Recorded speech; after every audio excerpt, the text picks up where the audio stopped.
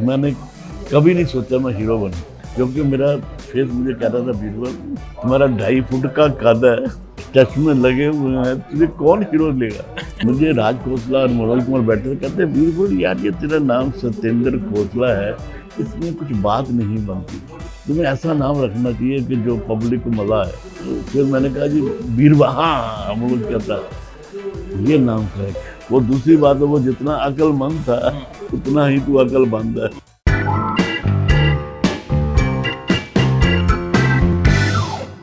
पुराने ज़माने में एक चेहरा फिल्मी पर्दे पर आता था और जब भी आता था हम खिलखिला के हंस पड़ते थे। बीरबल साहब हमारे साथ मौजूद हैं। सर बहुत बहुत स्वागत आपका। आपकी फिल्में देख के मैं तो कहूँगा, मैं नहीं मेरे मम्मी पापा भी बड़े हुए हैं, तो बड़ा ऑनर है आपका इंटरव्यू करना। सर सबसे पहले तो कैसे हैं आप? मालिक की मेहरबानी है, उसका लाख लाख शुक्र है कि आज भी मैं ठीक ठाक हूँ और काम कर रहा हूँ। सर आपसे जानना चाहूँगा कि शुरुआत किस तरह से आपने की थी? नाम आपका चेंज हुआ, सत्येंद्र खोसला से बीरबल नाम पड़ गया, वो कैसे पड़ा? मैं शुरू में दिल्ली से ही गया था। दिल्ली का आप एक फिल्म के लिए गए थे, राजा नाम की फिल्म के लिए। राजा फिल्म थी, वो वहाँ पर वो रामदयाल जी हैं प्रोड्यूसर, उनकी फिल्म थी राजा। उसमें जगदीप हीरो था, उसमें एक मैंने भी छोटा सा काम किया था, वो भी गाने में जेब कतरे का करैक्टर था, वो किया था मैंने, जिसको जगदीप पकड़ता है गाने में। वो पिक्चर से मेरी शुरुआत हुई थी, लेकिन मेरी जो मुझे फिल्म जिसने मुझे नोटिस कराया वो थी दो बदन। उसमें क्योंकि वो बहुत बड़ी फिल्म थी, डायरेक्टर भी बहुत बड़ा, हीरो मनोज कुमार उस वक्त बहुत सुपर हिट था, और उसके साथ साथ आशा पारिक प्राण था। वो फिल्म वो भी मैं वैसे उस फिल्म में जो काम करने गया था, मुझे एज एक्टर नहीं बुलाया गया था, और बहुत सारे स्टूडेंट्स होते हैं, उनमें से वन ऑफ द स्टूडेंट्स था। तो सीन क्या था कि उनको ऐसा कैरेक्टर चाहिए था जिसमें वो गधा लगे। तो मनोज कुमार कहता राज से दूसरे बाबरा वो बात नहीं आ रही, वही गधा नहीं लग रहा। तो कहते फिर किससे क्या क्या किया जाए। तो उन मनोज कुमार की नज़र मेरे ऊपर पड़ी कि मैं एक बड़ी मोटी सी किताब लेके याद कर रहा हूँ, कुछ बड़ी इतनी बड़ी 3-4 किताबें लेके, और मेरी चार्ली जैसी मूछ। कहते यार वो कैरेक्टर जो है ना, वो कैरेक्टर सीन के लिए बेस्ट है। तो मुझे बुलाया गया, मैं बड़ा खुश। कहते देखो भी एक छोटा सा सीन है, करो। मेरी तो बाँछें खिल गई। मैंने कहा चलो यार कुछ मौका मिल रहा है मुझे, मैं तो जनरल वार्ड से स्पेशल वार्ड में आ रहा हूँ। तो वो सीन क्या था, मोहन चोटी वो आता है, वो भी उसका ड्रामा है। तो वो धूनी लगा के आता है, तो मनोज कुमार उसको पूछता है अरे मोहन ये यार तुमने कैसी विभूति लगाई हुई है। कहता है ये मस्त कलंदर बाबा की दी हुई विभूति है। उसने कहा है इसको लगाकर जाओगे, 4 प्राणियों में से किसी एक के भी दर्शन कर लोगे तो तुम इम्तिहान में पास हो जाओगे। कहता है कौन कौन से प्राणी?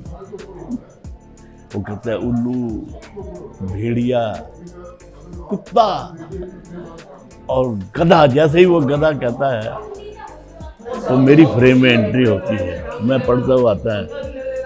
तो मोहन चोटी मेरे गाल पे हाथ फेरता, कहता है अब इम्तिहान में पास हो जाऊंगा। तो मैं सोचता हूँ मुझे कह रहा है कि मैं इम्तिहान में पास हो जाऊंगा। तो मैं उसको कहता थैंक यू वेरी मच। इतना सीन था, वो सीन लोगों ने इतना लाइक किया। उसके बाद मेरा दूसरा सीन उसमें ये था कि इम्तिहान के पेपर में, एग्जामिनेशन हॉल में सबके सामने पेपर आता है, मैं जब पेपर पढ़ता हूँ तो बेहोश होकर गिर जाता हूँ। उस फिल्म से मुझे लोगों ने नोटिस करना शुरू किया, और असली ब्रेक मुझे मिला था वी शांताराम जी की पिक्चर बूंद जो बन गई मोती। उस फिल्म में बहुत अच्छा रोल था मेरा, मैंने मुमताज़ के भाई का रोल किया था। और ये जो नाम मुझे बीरबल मिला, ये फिल्म अनीता के सेट पर मिला। तो मुझे राज खोसला और मनोज कुमार बैठे थे, कहते बीरबल यार ये तेरा नाम सत्येंद्र खोसला है, इसमें कुछ बात नहीं बनती, क्योंकि ये ऐसा होता है सत्येंद्र, धर्मेंद्र, जितेंद्र, उनके साथ मैच होता है, तुम्हें ऐसा नाम रखना चाहिए कि जो पब्लिक को मज़ा आए। तो मैंने कहा जी मनोज साहब मैं रौनक लाल रख लूँ, बाछा राम रख लूँ, मनमोजी रख लूँ। तो फिर मैंने कहा जी बीरबल, हाँ हम लोग क्या था ये नाम करेक्ट है। राजपूत लगा हाँ भाई, मनोज कुमार कहता है तू ठीक है अपना नाम आज से बीरबल रख ले। वो दूसरी बात है वो जितना अक्लमंद था उतना ही तू अक्लमंद है। कहता अकल तुझे कोडी नहीं और नाम है तेरा बीरबल।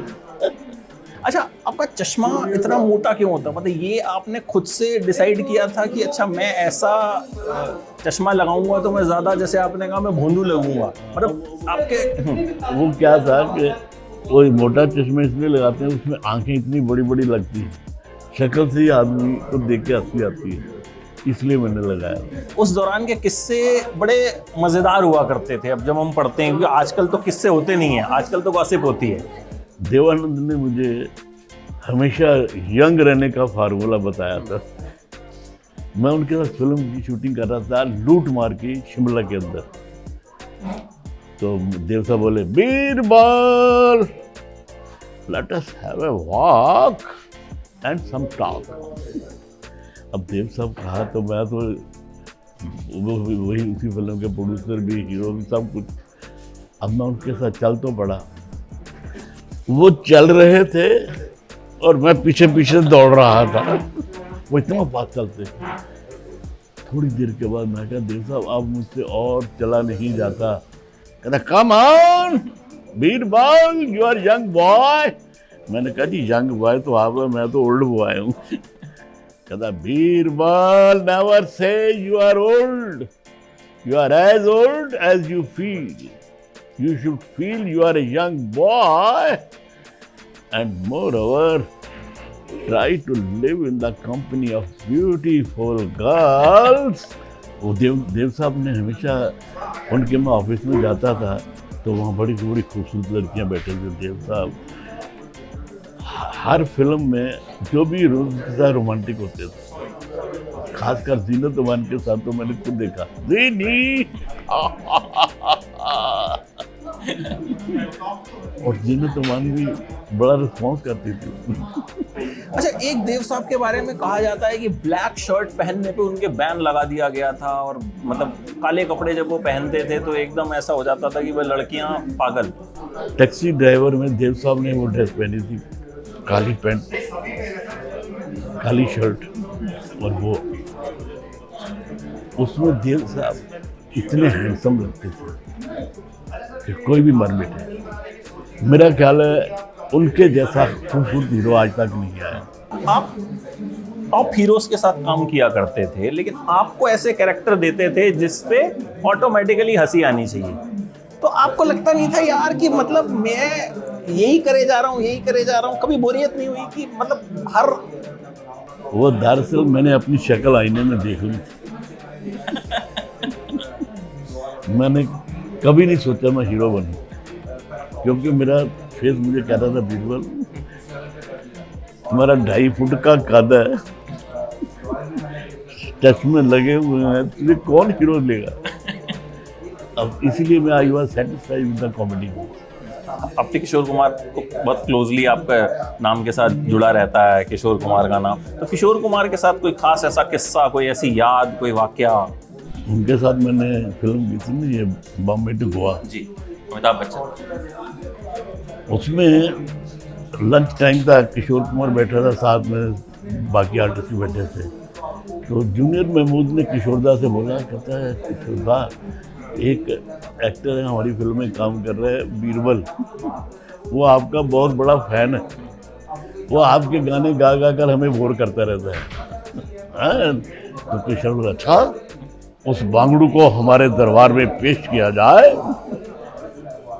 तो मुझे जूनियर महमूद देव साहब के सामने ले गया। हाँ, देव साहब बोले बांगड़ू हमने सुना है कि तुम हमारे गाने गाकर पब्लिक को बोर करते रहते हो। मैंने कहा जी मैं आपका बहुत बड़ा फैन हूँ। फैन? कौन सा fan? Usha fan, ceiling fan या टेबल फैन? कौन सा फैन? मैंने कहा वो फैन नहीं, मैं आपका फैन हूँ। आपको देख के मुझे प्रेरणा मिलती है कि मैं भी जिंदगी में कुछ करूँ, इसलिए मैं कोशिश करता हूँ, आपके गाने भी कभी कभी गाता हूँ। तो देखो आज हमारा मूड भी है बोर होने का, हमारा गाना हमको सुनाओ। मैंने कहा जी आपका चुराया हुआ माल आपको कैसे बेचूं? किशोर साहब बोले नहीं, हम सुनेंगे, अवश्य सुनेंगे, सुनाओ। तो फिर मैंने ये गाना सुना दिया। मैंने कहा इसी फिल्म का गाना सुना देता हूँ। सुना दीजिए हमें भी। अगर देखा ना हाय रे सोचा ना, हाय रे रख दी निशाने पे जान, कदमों में तेरे निकले मेरा दम, है बस यही अरमान। अरे ओ कुकरू कुकू। अच्छा, इस गाने का एक किस्सा मैंने सुना है कि शुरू में बच्चन साहब को नाचना नहीं आ रहा था, तो महमूद ने कहा कि भाई जैसा भी नाचे तुम सब लोग ताली बजा देना। ये जो था ना, अमिताभ बड़ा नर्वस था। सबसे पहले तो वो अरुणा ईरानी को हाथ लगाते हुए डरता था। वो कहता है क्योंकि उन दिनों में अरुणा ईरानी और महमूद का रोमांस चल रहा था। हम तो उसको भाभी भी कहते थे। वो कहता है भाईजान मैं कैसे उसको हाथ लगाऊं, वो तो मेरी भाभी है। ये कहता भूल जाओ, वो तुम्हारी भाभी है, तुम ये सोचो वो तुम्हारी मशकूक है। भूल जाओ, तभी तुम एक्टर बनोगे। तो डरते डरते फिर उसको थोड़ा सा वो गाने में थोड़ा थोड़ा कहता मैंने कभी नाचा नहीं। कहता तुम जैसा भी नाचोगे अच्छा ही नाचोगे। पहले वो ठीक तरह नाचा नहीं। कहता है हम सब तो बोला तुम ताली बजाना जब बोला। ठीक है, तो हमने ताली बजाते रहे। उसके बोला एक टेक और लेते हैं, इससे भी अच्छा करो। फिर वो करते करते परफेक्ट हो गया, बहुत अच्छा करने लगा। और हमने गाने में देखो कितना अच्छा उसने एक्टिंग की और क्या नाचा कूदा उछल कूद की है। आपने एक अच्छा दौर एंजॉय किया, मतलब lot of films and lot of praises, और बहुत मतलब कई जनरेशंस ने आपको देखा। सेटिस्फाइड रहे कि भाई जितना मैंने काम किया उस टाइम पे अच्छा किया, या उसके बाद और इच्छा थी कि नहीं अभी मतलब? उसमें क्या था, पहले जमाने में भाईचारा था। ये जो बड़े बड़े स्टार थे ना, वो इतने मिक्स हो जाते थे, हमें महसूस नहीं होता था इतना देवानंद है, ये दिलीप कुमार है, ये महमूद है, ये किशोरदा है। मेरे साथ मैं रियल आपको किस्सा बताता हूँ। एक वो मैंने वो कर रहा था, क्या नाम है, सीरियल में मैं बुजुर्ग होने की नाते उन्होंने मुझे एक वैन में बैठा दिया। उसमें हीरो ने बैठना था। अब वो हीरो आया, पहले क्या बीरबल साहब कैसे हैं आप, मैं आपका फ़ैन हूँ, ये वो सब कुछ कहने के बाद वो बाहर गया। उसको बोलता प्रोडक्शन मैनेजर को, अरे यार इस बूढ़े खूबसूरत को मेरे साथ क्यों बैठा दिया है, मेरी फ्रेंड लड़कियां आने वाली हैं, मैं उनसे कैसे बात करूँगा, इसको बाहर निकालो, इसको किसी और कमरे में रखो। मेरे साथ ये कहा उसने कि मैं आपका फ़ैन हूँ, और बाहर आकर ये रियल किस्सा मैं आपको बता रहा हूँ। उनको ईगो है अपना, जो हमारे ज़माने में बिल्कुल नहीं। तो कहते हैं जिंदगी जिंदा दिली का नाम है, मुर्दा दिल क्या खाक जिया करते हैं। मतलब मैंने बहुत सारे इंटरव्यूज़ किए होंगे, बड़े बड़े स्टार्स के भी किए हैं, लेकिन आज बीरबल साहब का इंटरव्यू करके वाकई में मुझे ये बात दिल से महसूस हुई कि ज़िंदगी जिंदा दिली का नाम है। तो बहुत बहुत शुक्रिया सर जुड़ने के लिए एबीपी न्यूज़ पर, और मेरा भी सबको प्यार भरा नमस्कार।